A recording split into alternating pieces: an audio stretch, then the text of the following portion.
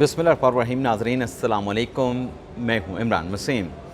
नाज़रीन, आज 24 अप्रैल 2024 के बाद जो फ़ौजी अदालतों के हवाले से दिए गए फ़ैसले के ख़िलाफ़ जो हुकूमती इंट्रा कोर्ट अपीलों पर जो समाअत हुई है, इस समाअत का मुकम्मल जो अहवाल है वो आपकी खिदमत में पेश करने जा रहे हैं, जिसमें आपको ये बताएँगे कि तहरीक इंसाफ के वकला की जानिब से आज की अदालती कार्रवाई में क्या एतराज़ात उठाए गए और उन एतराज़ात पर जो जजेस थे वो क्यों बहस करते रहे।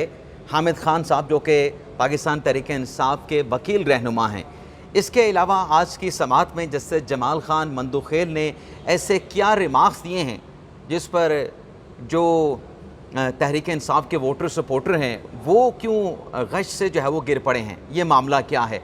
और भी नाज़रीन, अहवाल जो है अदालती कार्रवाई का जो सिग्निफिकेंट पॉइंट्स हैं आज की समाअत के, वो आपकी खिदमत में पेश करेंगे। 11 जुलाई तक इस केस की समाअत को मुलतवी कर दिया गया है, लेकिन जजेस ने आज जो रिमार्क्स दिए हैं, जो वकला के साथ मुकालमे हुए हैं, उस पर जजेस वकला से कहते रहे कि केस को चलने दें, केस का फ़ैसला होने दें, लेकिन वकला की जानिब से एतराज़ात उठाए जा रहे थे। तो ये सारी डिटेल अभी कुछ देर में आपके साथ हम शेयर करेंगे, लेकिन इससे पहले नाज़रीन हम बात करेंगे जो इस्लामाबाद हाई कोर्ट में मुख्तलिफ अहम डेवलपमेंट्स हुई हैं, उनकी डिटेल आप नाज़रीन के साथ शेयर करेंगे। लेकिन सबसे पहले आप दोस्तों से दरख्वास्त करेंगे कि चैनल को सब्सक्राइब कर लें, बेल आइकॉन का बटन प्रेस करें, और अगर आपको हमारी वीडियो पसंद आती है तो इसको लाइक भी करें और अपने कम्युनिटी, अपने दोस्तों के साथ शेयर भी करें। एक तो नाज़रीन, इस्लामाबाद हाई कोर्ट में जो आमिर मुग़ल की गिरफ़्तारी का मामला है, पाकिस्तान तहरीक इंसाफ के रहनुमा हैं, जो जलसा 6 जुलाई को तहरीक इंसाफ ने करने का ऐलान किया, जो कि बाद अज़ां तहरीक इंसाफ ने मनसूख कर दिया, क्योंकि जो चीफ़ कमिश्नर इस्लामाबाद थे उनकी जानिब से जो NOC जारी किया गया था डिप्टी कमिश्नर की तरफ से, उसको कैंसिल कर दिया गया था। तो आमिर मुग़ल की गिरफ़्तारी के हवाले से आज जस्टिस बाबर सत्तार साहब की अदालत में जो तहरीक इंसाफ के वकील रहनुमा हैं शोएब शाहीन साहब ने बात की कि आमिर मुग़ल को गिरफ़्तार कर लिया गया, वो डिप्टी कमिश्नर के ऑफिस में गए थे, तो जिस पर जज साहब ने, बाबर सत्तार साहब ने तहरीक इंसाफ के वकील शोएब शाहीन साहब से कहा कि अगर गिरफ़्तारी हुई है, किसी मुकदमे का इंदराज हुआ है, तो ये इस्लामाबाद हाई कोर्ट मुतलका फ़ोरम नहीं है, आपको मुतलका फ़ोरम पे जाना पड़ेगा। तो एक तो मुतलका फ़ोरम पे आमिर मुग़ल की गिरफ़्तारी के हवाले से डायरेक्शन बाबर सत्तार साहब ने दी। इसके साथ साथ नाज़रीन, जो कंटेम्प्ट की एप्लीकेशन थी कि एक मरतबा जब NOC जारी कर दिया गया तो वो मनसूख नहीं हो सकता, और NOC जलसे का जारी करके फिर उसकी कैंसिलेशन करके इस्लामाबाद हाई कोर्ट के ऑर्डर की कंटेम्प्ट की गई है। तो इस पर जो बाबर सत्तार साहब ने समाअत की, तो बाबर सत्तार साहब ने ये रिमार्क्स दिए कि देखें, वो जो NOC जारी किया था वो डिप्टी कमिश्नर की जानिब से जारी किया गया था, लेकिन जो NOC मनसूखी का जो ऑर्डर है वो चीफ़ कमिश्नर इस्लामाबाद का है। तो अब अगर आपने इस मामले को परसू करना है तो फिर आपको जो चीफ़ कमिश्नर इस्लामाबाद के ऑर्डर हैं उनको चैलेंज करना पड़ेगा, उनके खिलाफ पटिशन जो है वो दायर करना पड़ेगी। तो ये जो कंटेम्प्ट की एप्लीकेशन थी डिप्टी कमिश्नर के खिलाफ, डिप्टी कमिश्नर इस्लामाबाद के खिलाफ, उसे अदालत ने डिस्पोज ऑफ कर दिया है, निपटा दिया है। लेकिन शोएब शाहीन साहब ने इस केस की समाअत के दौरान ये कहा है कि वो इस मामले पर अब चीफ़ कमिश्नर के ऑर्डर के खिलाफ जो है पटिशन दायर करेंगे। इसके साथ साथ नाज़रीन, जस्टिस जहांगीरी साहब के खिलाफ जो एक कंप्लेंट भिजवाई गई, इरफान मज़हर कराची मलीर के रिहायशी हैं, उस मामले पे जो सोशल मीडिया पे चलता रहा, उस हवाले से आज जजेस का इजलास हुआ इस्लामाबाद हाई कोर्ट के, और जजेस के इजलास में नाज़रीन ये फैसला किया गया है कि आज 4 बजे इस मामले पे जैसे जहांगीरी साहब के ख़िलाफ़ जो सोशल मीडिया पे मुहिम चलाई गई, प्रोपोगंडा किया गया, उस पर फुल कोर्ट इजलास होगा, सोशल मीडिया कंपेन के मामले का जायज़ा लिया जाएगा। तो ये इजलास में नाज़रीन बड़ा अहम है। इसके अलावा नाज़रीन, इद्दत निकाह केस की इमरान खान साहब और बुशरा बीबी साहब की अपीलों पर लॉर्ड जुडिशरी में समाअत चल रही है, और अडयाला जेल में भी एक केस की समाअत हुई है। तो इन 2 केसेस की समाअत की जो डिटेल्स हैं, जो अहवाल है, ये नेक्स्ट व्लॉग में आपके साथ हम शेयर करेंगे। लेकिन कुछ और भी डेवलपमेंट्स हैं, लेकिन फ़िलहाल हम बात करेंगे जो सुप्रीम कोर्ट में फ़ौजी अदालतों के हवाले से जो वफाकी हुकूमत की, सूबाई हुकूमतों की जो इंट्रा कोर्ट अपीलें हैं, उन पर जो समाअत हुई है उसका अहवाल आपकी खिदमत में पेश करने जा रहे हैं। एक तो नाज़रीन ये हुआ है कि आज जब अदालती कार्रवाई का आगाज़ हुआ, पहले खुलासा आपकी खिदमत में पेश किए देते हैं कि जब अदालती कार्रवाई का नाज़रीन आगाज़ हुआ तो सलमान अकरम राना साहब ने कहा, और हफीज़ उल नियाज़ी साहब भी रोस्टरम पे आए, कि जो डेटनी हैं, जो कि मिलिट्री हिरासत में हैं, उनके साथ कोई सलूक अच्छा नहीं किया जा रहा, जो वर्सा हैं उनके साथ मुलाकात नहीं करने दी जा रही। अदालती कार्रवाई का नाज़रीन जब आगाज़ हुआ तो मैं डिटेल से आ जाते हैं।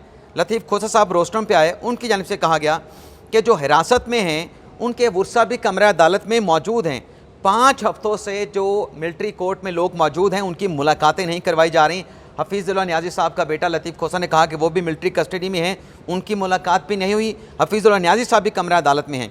जैसे जमाल खान मंदोखेल साहब ने कहा कि क्या आप यहाँ पे जो कह रहे हैं लतीफ़ खोसा साहब कि बड़ी पैथेटिक सूरत हाल होती है जब पहले मुलाकात करवाई गई, क्या आप खुद मुलाकात में मौजूद थे? अगर आप मौजूद नहीं थे तो आपने कैसे ये ब्लेम कर दिया कि पैथेटिक हालात में ये मुलाकात करवाई गई? सलमान कमराला साहब ने कहा कि देखें, हुआ ये है कि कुछ फैमिलीज़ की मुलाकातें करवाई गई हैं, लेकिन जिन 5 से 6 फैमिली की मुलाकातें करवाई गई हैं, वो जो डेटनी है मुर्सा के साथ जब उसकी मुलाकात कराई गई तो काले रंग का उसको हुड पहनाया गया था और उसके हाथ पीछे बांधे हुए थे, और जब मुर्सा मुलाकात के लिए जाते थे तो वो खाना भी अपने अजीज़ के लिए, बेटे के लिए, वालिद हैं, बेटी है तो साथ ले जाते थे। अब वो खाना देने की सहूलत भी ख़त्म कर दी गई है, जिस पर मोहम्मद अली मदर साहब ने कहा अटॉर्नी जनरल साहब को मुखातब करके कि ये शिकायत अब आई है, इससे पहले ये शिकायत नहीं थी। ये जो बात अदालत में की गई है इस हवाले से अटॉर्नी जनरल साहब से मालूम करेंगे। इसके बाद नाज़रीन आगे ये हुआ कि हफीज़ुल्लाह न्याज़ी साहब भी रोस्टम पे आ गए, अटॉर्नी जनरल साहब भी रोस्टम पे आ गए। जैसे जमाल खान मंदोखेल साहब ने कहा कि अगर ऐसा नहीं है, अगर ऐसा ही हो रहा है तो फिर इंसानियत तो सबसे बढ़ के है। अगर इस हालत में मुलाकात करवाई जा रही है तो फिर इंसानियत कहाँ पे है? जैसे जमाल खान मंदोखेल साहब ने कहा कि एक तरीक़ाकार बना लें कि कैसे मुलाकातें करवानी हैं। वैसे नाज़रीन जैसे जमाल खान मंदोखेल साहब ने जो रिमार्क्स दी हैं वो पहले यहीं पे आपके साथ शेयर कर देते हैं। आपका तजस्सुस मैं नहीं बढ़ाऊँगा क्योंकि बहुत सारे दोस्त बाद में कहते हैं कि आप क्योंकि मैं सीक्वेंस में चल रहा था, अब मैं आखिर में मंदोखेल साहब के जो रिमार्क्स हैं जिस पर आज तहरीक इंसाफ के जो वोटर सपोर्टर हैं वो बड़े गशी के दौरे उन पर पड़ रहे हैं और ख़ुशी से गशी के दौरे पड़ रहे हैं। और ये नाज़रीन वो लोग हैं जो काजी फैसल साहब के बेंच में मंदोखेल साहब शामिल हों, किसी बेंच में, लार्जर बेंच में या फुल कोर्ट में, तो उन रिमार्क्स पर ये जैसे जमाल खान मंदोखेल साहब के ख़िलाफ़ जो है वो सोशल मीडिया पे कमेंट्स करते हैं, उस पर प्रोपोगंडा करते हैं और ये कहते हैं, ये तासुर देते हैं कि जैसे जमाल खान मंदोखेल साहब जो हैं वो काजी फायसा के साथ हैं, जो काजी फायसा करते हैं जैसे जमाल खान मंदोखेल साहब भी वही करते हैं। मंदोखेल साहब ने आज आखिर में ये कहा, जब अदालती कार्रवाई में 11 जुलाई की डेट डाल दी गई, मंदोखेल साहब ने कहा कि ये जो शोधा फोरम है ये किसकी पिटीशन है, उसके वकील को अदालत पे बुलाया गया। और वकील नाज़रीन कौन है शोधा तंजीम के, शोधा फोरम के? वो खैबर पख्तूनख्वा के जब महमूद खान वज़ीर आला थे उनके जो एडवोकेट जनरल थे शुमाइल भट्ट साहब वकील हैं शोधा फोरम के, उनको बुलाया गया रोस्टम पे। उनसे पूछा गया कि कितनी मरतबा इस नौयत के केसेस में शोधा फोरम ने अदालतों से रुजू किया है, जिस पर भट्ट साहब का जवाब था कि मेरे नॉलेज में ये इन्फॉर्मेशन नहीं है। और फिर अदालत ने उनसे पूछा कि ये शोधा फोरम जो है जिसने पहला जो फ़ौजी अदालतों के ख़िलाफ़ जो फ़ैसला है उसके ख़िलाफ़ अपील दायर की है, ये क्या ये रजिस्टर्ड तंजीम है? जिस पर बताया गया कि बिल्कुल बलोचिस्तान चैरिटी रजिस्ट्रेशन एक्ट के तहत ये तंजीम रजिस्टर्ड है। तो मंदोखेल साहब ने कहा कि मैं रात इनकी फ़ाइल पढ़ रहा था शोधा फोरम की, इसमें यह लिखा गया कि जना उसको जलाने की बात की गई। जैसे जमाल खान मंदोखेल साहब ने कहा कि आखिरी जो अयाम थे कायद-ए-आज़म मोहम्मद अली जना के, वो उन्होंने ज़ियारत में गुजारे। ज़ियारत में कोई सिक्योरिटी नहीं थी कायद-ए-आज़म मोहम्मद अली जना की, उसको जला दिया गया। और क्या उस मामले पे शोधा फोरम ने कोई पटिशन दायर की कि ज़ियारत रेजिडेंसी पे सिक्योरिटी के हवाले से या जो ज़ियारत रेजिडेंसी को जो जलाने वाले हैं उन मुल्ज़मान को, उन ज़िम्मेदारान को पकड़ा जाए? और फिर मंदोखेल साहब ने ये भी कहा कि मैं फ़ाइल पढ़ रहा था तो उसमें जना हाउस को जलाने का जिक्र किया गया। ये पूछेंगे सवाल कि जना हाउस उस जो कायद-ए-आज़म मोहम्मद अली जना थे उस जना हाउस में कितने दिन रहे, लेकिन ये जो आखिरी अयाम थे, पूरी आखिरी जो ज़िंदगी है कायद-ए-आज़म ने वो ज़ियारत रेजिडेंसी में गुजारी, जो कि आबादी में भी इलाका नहीं था। और जिस तरीके से उसको जलाया गया, कोई सिक्योरिटी नहीं थी, क्या इस पर शोधा फोरम ने किसी अदालत से रुजू किया? और फिर नाज़रीन ये भी पूछा मंदोखेल साहब ने बलोचिस्तान के जो लॉ अफसरान हैं उनसे ये पूछा कि क्या आपको हमारी जुडिशरी पे एतमाद नहीं?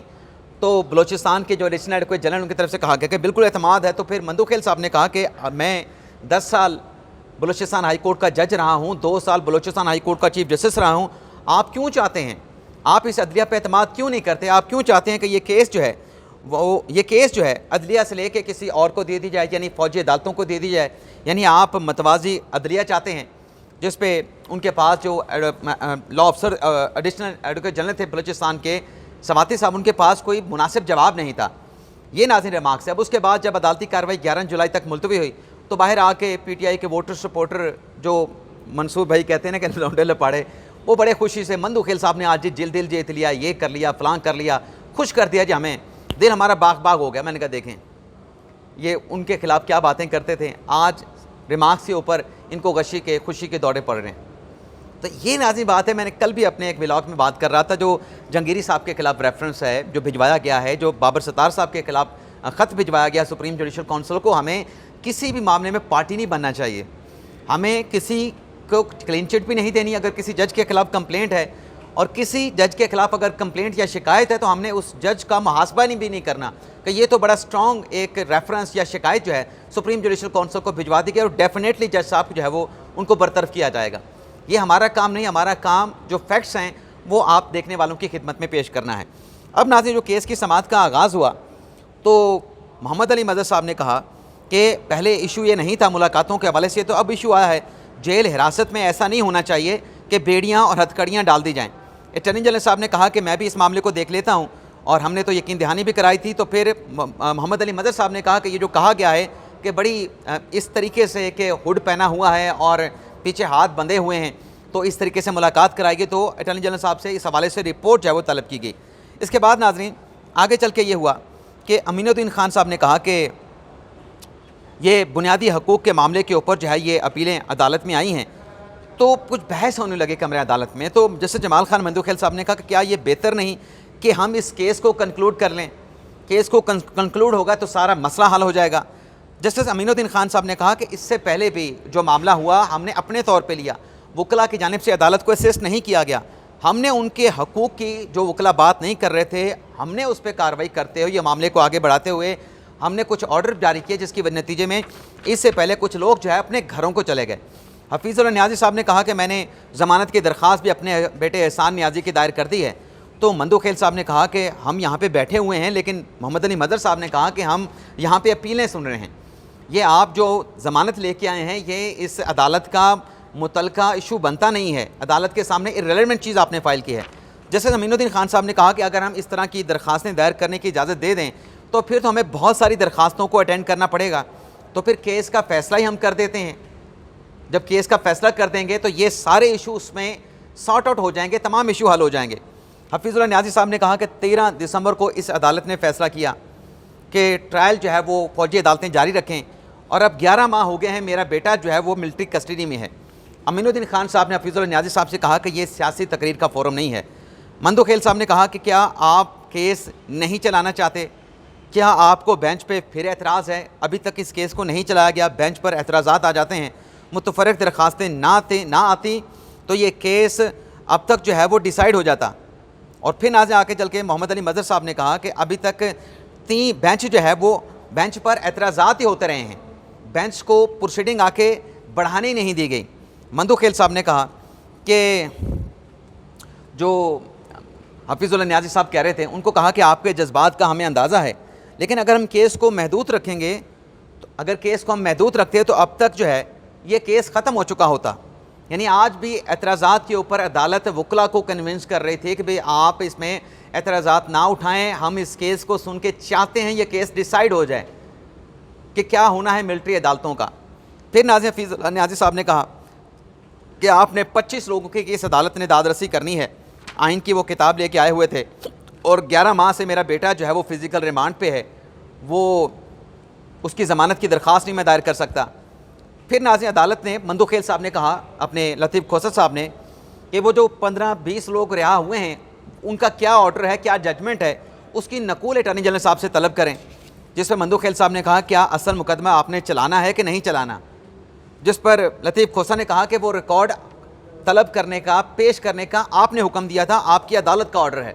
जिस पर अमीनुद्दीन खान साहब ने कहा कि क्या केस को हम आपके कंडक्ट के मुताबिक, आपके कहने के मुताबिक चलाएं या कोर्ट खुद से इस केस को प्रोसीड करे, कंडक्ट करे। एतजाज़ हसन साहब भी फिर रोस्टम पे आ गए। एतजाज़ हसन साहब ने कहा कि जिस तरीके की ये संगीन मुलाकातें हुई हैं तो आप अदालत ने, इस बेंच ने उसका मदावा करना है। तो फिर मंदुखेल साहब ने कहा, क्योंकि हफीज़ुल्लाह नियाज़ी साहब शेर व शायरी भी कर रहे थे, तो मंदुखेल साहब ने कहा कि शेर व शायरी तो मुझे नहीं आती, लेकिन यहाँ पे मुतफ़र्रिक़ दरख्वास्तों की भरमार है, मालूम नहीं कि मुकदमा सुना जाएगा या मुकदमे का क्या बनेगा। अमीनुद्दीन खान साहब ने फिर सब वकला से पूछा कि चलें आप सबसे पहले तो ये बता दें कि पहले भी बेंचेस पे एतराज़ हुआ है, इसी बेंच पे जो अपील सुन रहा है बेंच पे एतराज़ हुआ है, तो आपका कोई बेंच पे एतराज़ तो नहीं। तो इस पर ख्वाजा अहमद हुसैन जो कि साबिक़ चीफ जस्टिस जवाद ख्वाजा के वकील हैं, उनकी तरफ से कहा गया कि हमें कोई किसी किस्म का एतराज़ नहीं। तो जिस पर जस्टिस मोहम्मद अली मज़र ने, जस्टिस मंदुखेल ने और जस्टिस अमीनुद्दीन खान ने उनका शुक्रिया अदा किया कि आपका बहुत बहुत शुक्रिया कि आप बेंच पे एतराज़ नहीं उठा रहे। फिर नाज़रीन हामिद खान साहब आ गए। हामिद खान साहब ने मुख्तलिफ बार एसोसिएशन जैसे कि लाहौर हाई कोर्ट बार है और 5 और मुख्तलिफ बार्स हैं, उनकी तरफ से इस केस में पार्टी बनने की दरख्वास्त दायर कर रखी है।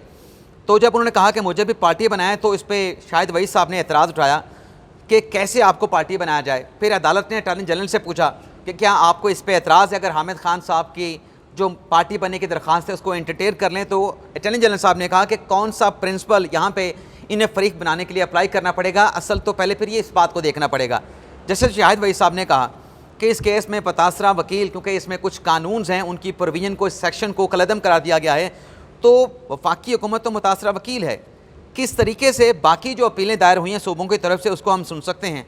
फिर शाहिद वहीद साहब ने कहा कि जो जस्टिस मंसूर अली शाह साहब का फ़ैसला है उसमें प्रैक्टिस एंड प्रोसीजर एक्ट के हवाले से के फ़ैसले में उसका पैरा 14 जो है पढ़ें और उसमें बताएं कि ये जो अपीलें हम सुन रहे हैं, इंट्रा कोर्ट अपीलें, इसका स्कोप क्या है, क्या दोबारा से तमाम दलाइल होंगे या फिर जो इशू मेन केस में था सिर्फ उसकी हद तक जो है वो अदालत में आर्गू किया जाएगा।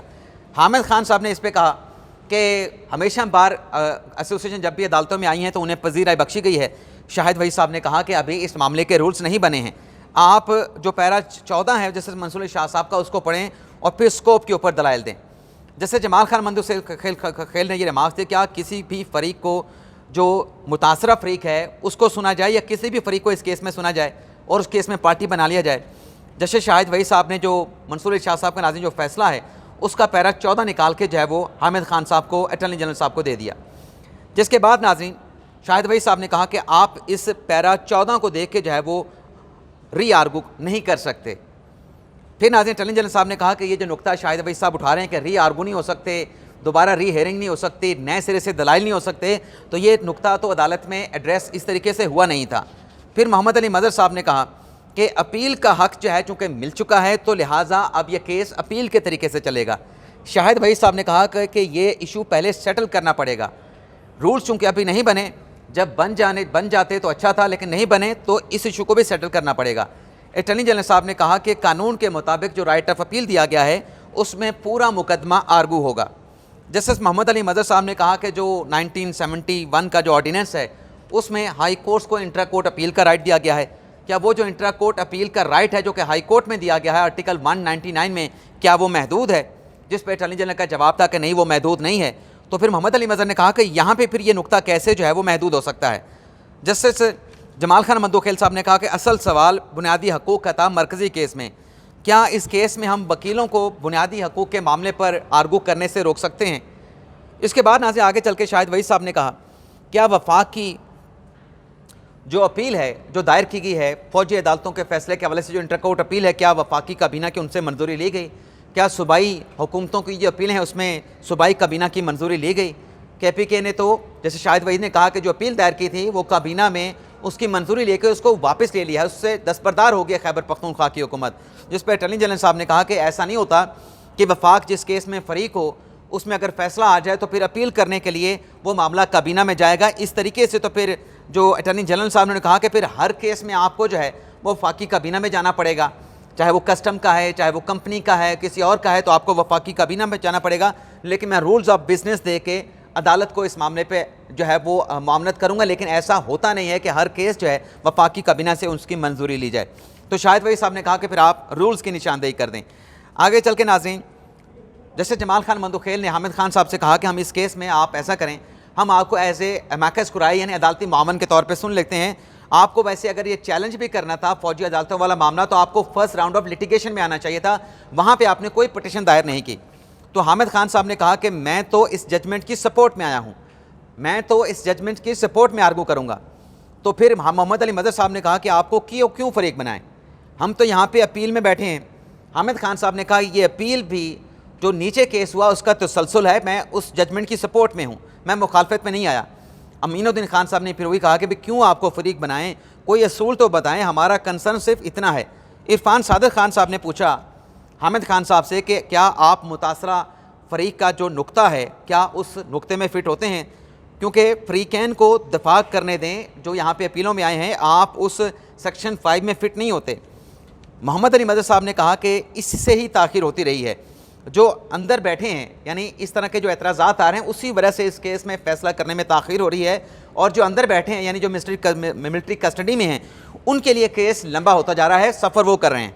मोहम्मद अली मज़हर ने कहा कि आप लिबरल तशरीह कर रहे हैं, दूसरी तरफ जो है इस केस की महदूद तशरीह की जा रही है। और फिर नाज़रीन इमरान खान साहब के वकील भी पेश हुए, उज़ैर भंडारी साहब, उनकी तरफ से भी कहा गया कि इस केस में जो मामला है वो जो अपीलें हैं उनका दायरा अख्तियार महदूद है, आप री आर्गू की इजाज़त नहीं दे सकते। मोहम्मद अली मज़हर साहब ने इसका ये जवाब दिया कि अदालत में दलाइल दिए गए थे जब ये प्रैक्टिस में केस की समाअत हो रही थी कि आइनी तरमीम के बगैर आप राइट ऑफ अपील नहीं दे सकते। आम आइनी तरमीम से आप राइट ऑफ अपील दे सकते हैं, आम कानून साजी नहीं दे सकते। लेकिन अदालत ने इस दलील को मुस्तरद कर दिया और कानून के ज़रिए जो राइट ऑफ अपील है आर्टिकल 184(3) में उसको मान लिया गया। तो अब वो तमाम एतराज़ात जो अब उठाए जा रहे हैं कि कितना दायरा अख्तियार होगा अपील का, वो तमाम ओवर हो चुके हैं। इसमें मोइनुद्दीन खान साहब ने फिर सेक्शन 5 पढ़ने को कहा और सेक्शन 5 पढ़ा के फिर अल्टीमेटली अदालत ने कहा कि चलें हामिद खान साहब जो बार एसोसिएशन की दरख्वास्तें लेके आए हैं उनको फ़रीक बना लेते हैं। फिर नाज़रीन वो बात हुई कि क्योंकि केस की समाअत मुलतवी हो रही थी कि जो कैदियों के साथ जो मिलिट्री कस्टडी में है क्या सलूक हो रहा है, तो इस पर अटॉर्नी जनरल साहब से कहा गया कि आप इस पर रिपोर्ट दें। तो अटॉर्नी जनरल ने भी कहा कि मेरे लिए भी हैरानकुन था, ये मुलाकातें हो रही थी, बड़े अच्छे माहौल में हो रही थी, दरमियान में क्या खलल आया। मेरी अंडरस्टैंडिंग तो ये थी कि मुलाकातें हो रही हैं, तो मैं मालूम करके वहाँ से इंफॉर्मेशन लेके हिदायत लेके अदालत को आगाह करूँगा। फिर नाज़रीन वो जो फैसले हैं जिस पर 15 से 20 लोग मिलिट्री कस्टडी में रिहा हुए हैं उनसे मुतल्लिक रिकॉर्ड भी जैसे शाहिद वहीद साहब ने पेश करने का हुक्म दिया, जो कि अटॉर्नी जनरल साहब ने कहा कि मैं वो अदालत में पेश कर दूँगा। लेकिन अटॉर्नी जनरल ने कहा कि आप उस रिकॉर्ड के ऊपर कमेंट नहीं करेंगे। जो सलमान कनार साहब ने कहा कि अटॉर्नी जनरल साहब ने फ़र्ज़ कर लिया है कि स्ट्राइक डाउन नहीं होगा। तो ये नाज़रीन अदालती कार्रवाई, इससे पहले क्या ऑर्डर हुआ, मंदू साहब ने क्या रिमार्क्स थी, वो डिटेल आपके साथ में शेयर कर चुका हूँ। तो यहाँ तक आपसे डिटेल शेयर करने के बाद आपसे इजाज़त चाहते हैं। अल्लाह ताला हम सब का हामी नासिर अपनी दुआ में याद रखिएगा। अल्लाह हाफ़िज़।